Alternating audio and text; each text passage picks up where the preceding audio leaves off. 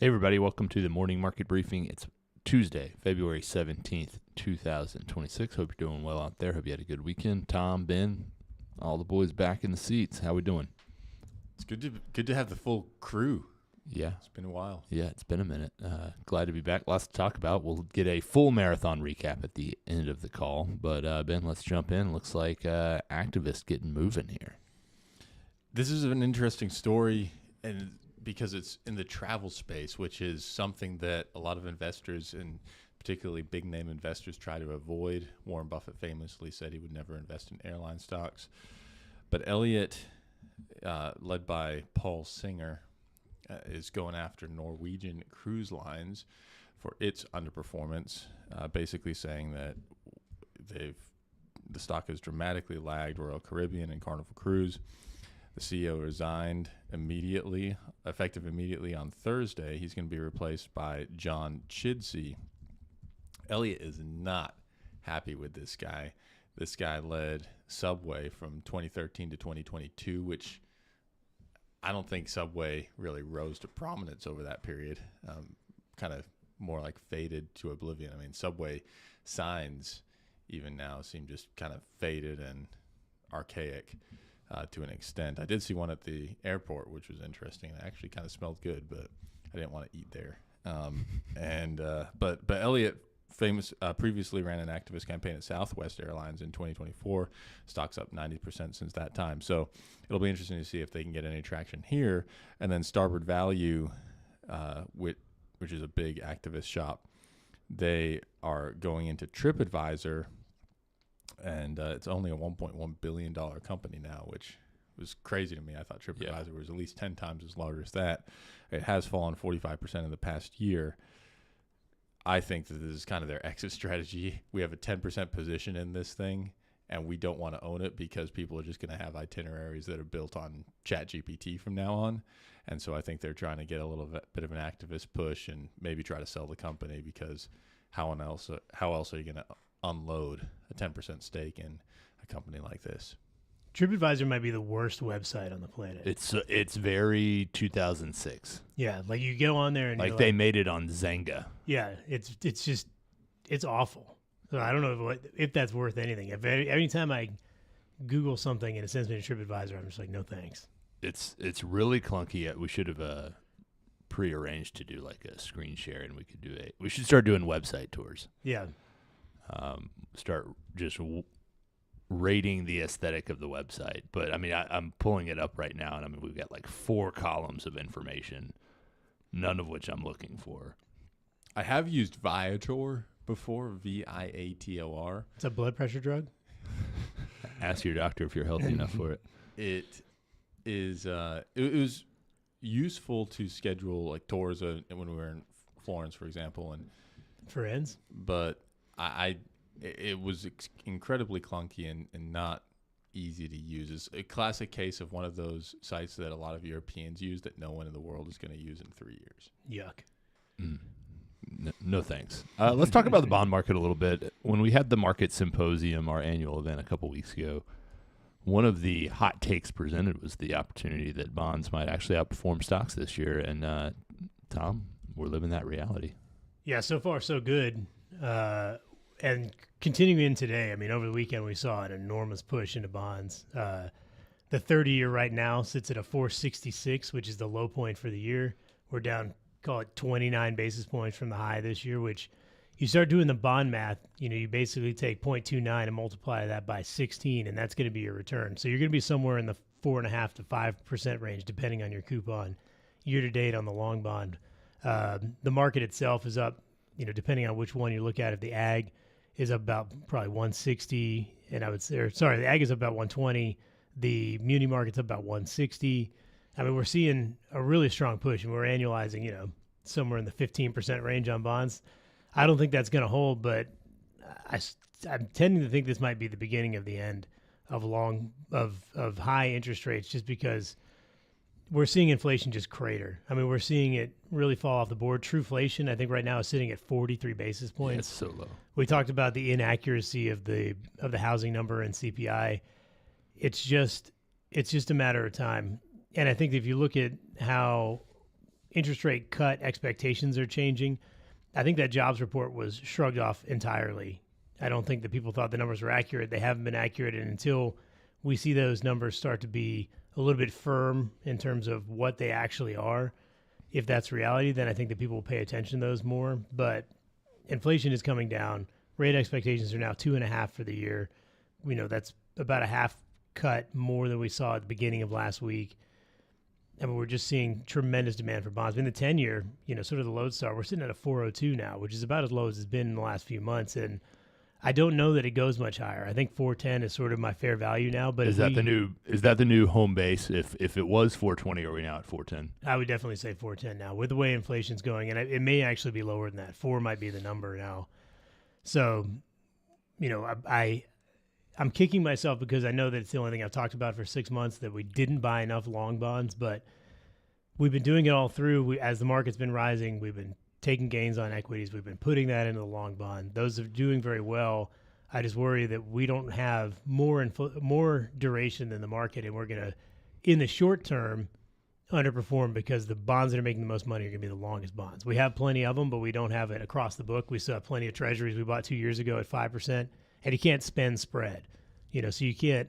We're not going to see a ton of upside on those short bonds. If you think of it like a doorstop, that's the most movement is going to be at the end of that doorstop. That's going to be the 30-year Treasury. There's going to be very little volatility right there up against the door. So we just need those bonds to roll off and continue to plant them in good spots. And it's the way that we manage fixed income is classic kind of buy and hold. We know what we're buying, and we feel good about what we're buying, and we continue to hold that for a period of time. Where it gets tougher is if you're trying to make a massive switch at a big turning point. We do have, kind of a satellite portion of the fixed income, call it 10 to 15% of a given portfolio. Some clients is higher, some clients is less, where we can make a more tactical call. And oftentimes we use ETFs to do that.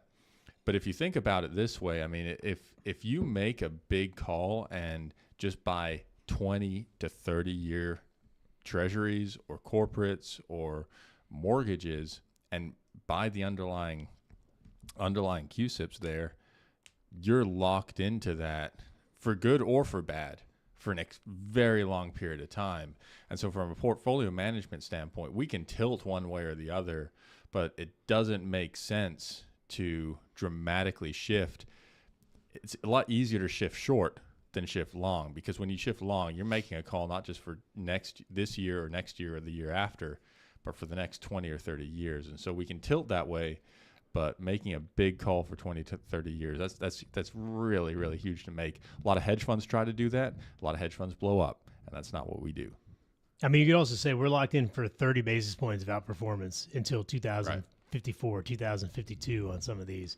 And, 30 basis points a year doesn't sound like much, but when you compound that, especially over a pretty low bar, which is fixed income performance. I mean, if the average for the last 30 years has been 3%, but you're getting 3.3 every single year because you bought that bond at a wider spread, you're really compounding over time, that piece of the pie. And not only that, but you're adding in the 5% treasuries bought. Some of these corporates, which up until last week, we were getting in the 540 range, like Hyatt hotels. I haven't looked to see where they're trading this morning, but I would imagine they're not trading at 540 anymore, because that would be a massive spread to the 2035 treasury. So it's suffice to say it will come through, but we always talk about how bond portfolios are planting pinewood forests. It takes time. The difference is we're going to have bigger, stronger trees in 25 years that no one can touch anymore, but it's going to take a long time for that to really filter through to performance. And when you have really sawtooth moves in the bond market, you're going to see that in index much faster than you see it on the underlying securities. The thing that I love about what we're doing here in terms of the overall portfolio is that the dynamics of the portfolio are working exactly how, knock on wood, this is kind of how we draw it up, is that if stocks, have a little bit of a tougher time, more volatile time as they've had the last couple of weeks and round back to flat on the S&P 500 for the year, then you're making up for it with the bond performance, because the bonds are going up while the stocks are mixed to slightly down. And that's how we can kind of remain fluid, which is not something that took place in 2022 when both bonds and stocks fell. But because of where rates are now, that dynamic's working really well. And the way we've structured the bond portfolio is that we can use that income to reinvest in the stocks as they become weak. That combined with just market breadth on the equity side, I think has teed us up nicely through the first 6-7 weeks of the year, in the sense that not everything we do works. We're not claiming that it does, but the general strategy and the rationale behind the strategy is very much aligned with market dynamics that we're seeing right now. In talking with clients, I think the general view from clients is, wow, how this market's been so volatile. The reality is, year to date, it has not. It's gone nowhere. But there has been intraday volatility. There has been sector volatility. There's been volatility within individual securities. Individual companies have moved significantly. But if we're doing in-house research and trying to pick the best ideas, it's created some dislocations, which in general, I know clients would rather be up 10% on their stocks so far year to date. But in terms of adding value from what we are doing in the portfolios we're trying to curate, it's been a pretty good environment for that. Oh, it's been awesome. I haven't been more excited in a long time for what we do heading into this environment. The market's down 2.5 basis points. I can tell you, I don't know if we want to talk firm-wide performance, but we're doing much better than that on a total portfolio basis. I mean, it's the best year I've had in equities in a long time. Let's get fired up. Let's talk AI a little bit, Ben. We're starting to see a bit of a gap and divergence in terms of what some leaders in the AI space are doing and how they're allowing their technology to be applied. Anthropic says, hey, we're going to put up some guardrails, and we're going to make sure AI is not used in specific ways, specifically for government purposes. And ChatGPT is saying, man, we got to get some profitability here somehow.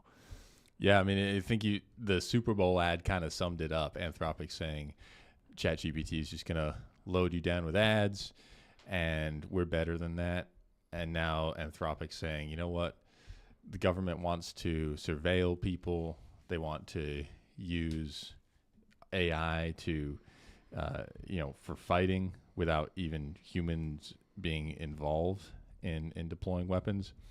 And the Pentagon saying, well, we might have to reevaluate whether or not we use Anthropic. And right now it seems Anthropic might be okay with that. Meanwhile, ChatGPT is saying, hey, if you want to use our OpenAI for anything, we are ready to do business. And they today is saying, instead of what Anthropic's doing in terms of using its Claude AI to create new tools and widgets for end users to almost disrupt the existing space, whether it's in truck brokerage, we saw it last week, or legal purposes, drafting wills, etc. OpenAI is saying, use our foundational learning models to create your own AI agents. So OpenAI basically saying, you know what, we need to make money here, and we're going to do it however we can, even if it means selling a little bit of our soul. Anthropic saying we're not going to do that. I mean, they're saying that Claude was boots on the ground in Venezuela. There's the headline this weekend that Claude was one of the active service members involved in the Venezuelan heist. So I don't know if that's the first time that's ever been disclosed, but I mean, look at my Reuters. U.S. used Anthropic's Claude during the Venezuela raid. That's from February 13th, 26. I saw that over the weekend and thought, man, now we've got digital soldiers. Yeah, you can't kill them. Man. We've got part of the Strait of Hormuz being closed down. As I feel like we're getting a lot of noise. I don't know if we're getting any actual signal on Iran. There's no signal. I just wanted to make sure that everyone who listens to the call knows that we are aware of this. And, they've been talking about closing the Strait of Hormuz ever since I've been in the business. I remember in 2011, the first week or two that I was working, I was watching CNBC, and they were saying, they're going to close the Strait of Hormuz. They're going to close the Strait of Hormuz. Oil's going to go to, I don't know where oil was trading at the time, maybe $80. It's going to go to $160 a barrel, all-time highs. And it didn't. So I don't think Iran's going to do anything. They're talking in Geneva. I think that's just a non-story. I mean, Tupac once said, there's war in the streets and there's war in the Middle East. Yeah. Instead of war on poverty, they got a war on drugs, so the police can bother me. Still true. I thought you were going to keep going. We've got a couple CEOs in the crosshairs right now. United Health CEO Stephen Helmsley apparently he's made some private investments that may or may not create conflicts of interest with his position at UNH. I don't think we have a lot of detail on that. Yeah, the Wall Street Journal had this big article. So basically, after he was previously CEO at UNH, he then started his own financial advisory business. And as part of his financial advisory business, he made private investments in healthcare companies that also did business with UNH. When Helmsley was not employed by UNH, and then he took the CEO job after the other guy got canned, and he, and now it's a conflict of interest, which I guess it may be, but I think it's very, very thin in terms of what they're trying to go after him on, which begs the question, why did the Wall Street Journal feel compelled to put all these resources into a massive, long article here? And I think that this is not coming from the Wall Street Journal. I think someone tipped them and said, we need an article on this to take down the UNH CEO. Luigi? Are you saying Luigi's dropped a dime Yeah. to the Wall Street Journal? Luigi let him know. Meanwhile, Hyatt Hotels losing 75-year-old chairman Thomas Pritzker, cousin of J.B. Pritzker, notably. Is he apparently, really? Yeah. Interesting. I don't know anybody else named Pritzker. I'm pretty sure that's right. Somebody fact check that. But apparently this guy had a little bit too much contact with one Jeffrey Epstein, even after the 2008 plea deal. I feel like we're going to see more of these stories. Yeah, Goldman Sachs losing someone to that. Yeah, like chief legal counsel or something. Her emails were spicy. There were some spicy emails. As we look ahead to the week, we'll get the Empire State Manufacturing Index. Tomorrow, housing market reading tomorrow. We'll get Vulcan. What's top of mind? We got some earnings still trickling in, but a little bit of a quieter week.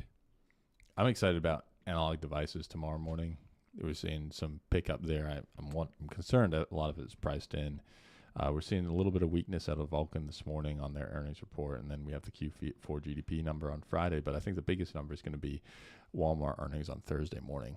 I think that's going to take a lot of the headlines. And then obviously what ends up happening with Warner Brothers Discovery and Netflix and Paramount, because that's back in the headlines again. I can confirm he is J.B. Pritzker's cousin. And the involvement with Jeffrey Epstein subheader on his Wikipedia. Not good. Not good. No. Very tough. So yeah, this is not the forum for it, but go look at it yourself. It's yeesh. Ben had a big weekend. Changing subjects. The Mesa Marathon, Benjamin Nye, 2:51:07 on the chip time. Needed to break 3 hours to qualify for Boston.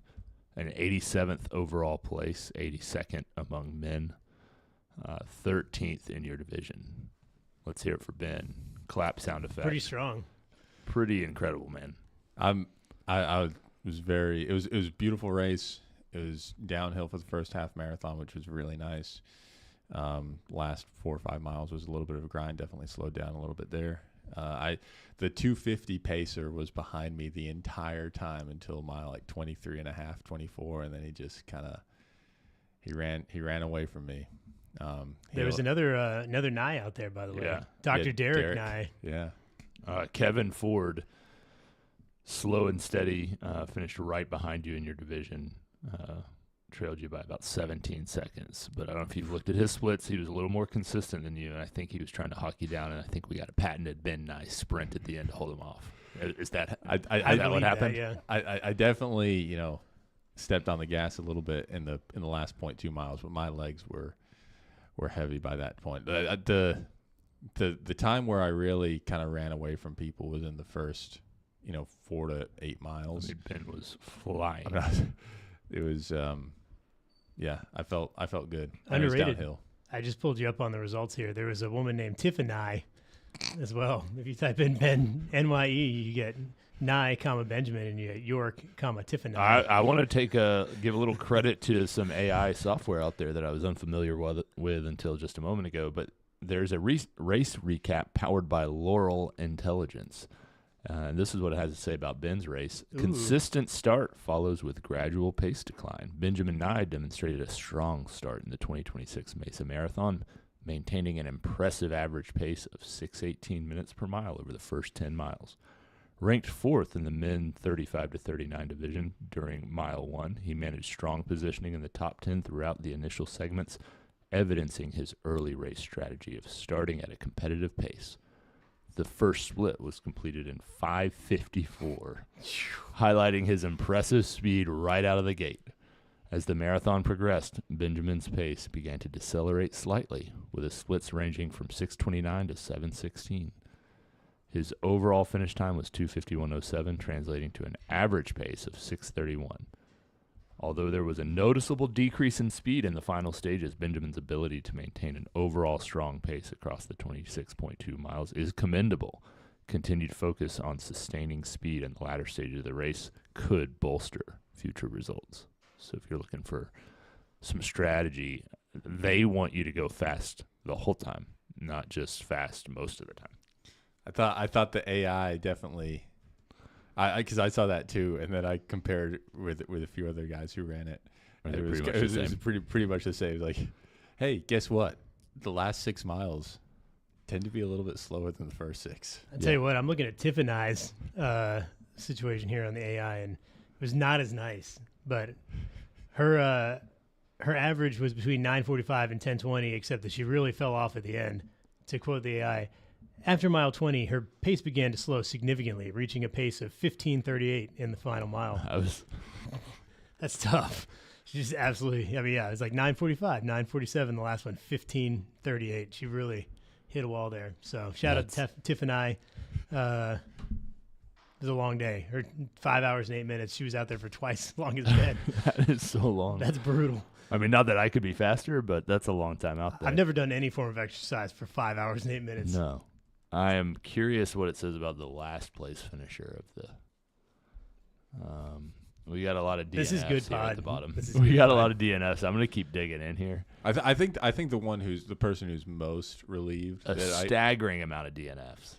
In the half marathon, Derek Nye did pretty well, and also Onaima Okolataku also. But I mean, Derek Nye pretty similar pace, 6:55 for his half marathon. So all right, here we go. You guys must be related. I'm not going to use this guy's name, but we'll call him Bob. Consistent performance with strategic efforts. Bob completed the 2026 Mesa Marathon with a total time of 7 hours, 36 minutes, and 5 seconds, maintaining an average pace of 17:24. The first few miles showcased consistent pacing, with mile 1 starting at 10 minutes and 8 seconds, and mile 5 being 12 minutes and 57. He achieved a surge in place during mile 12, moving up significantly with a split of 15:03 and placing 44th in his division at this point. But how old is Bob, though? 58. Yeah. Man, 7 hours. That's a long time. That's a long time. Hey, credit to him, though. I've never run a marathon, nor do I care to. Yeah, I don't know that he ran a marathon either. I think there's a lot of, I would say, walking pace stuff, which is awesome, and I'm happy for Bob. All right, we'll wrap it up there. We will be back on Wednesday, and we will. If you have anybody else that has achieved something impressive athletically that you would like us to mock, we'd be happy to do so. So, Bob, if you're out there listening, feel free to come on the show and defend yourself.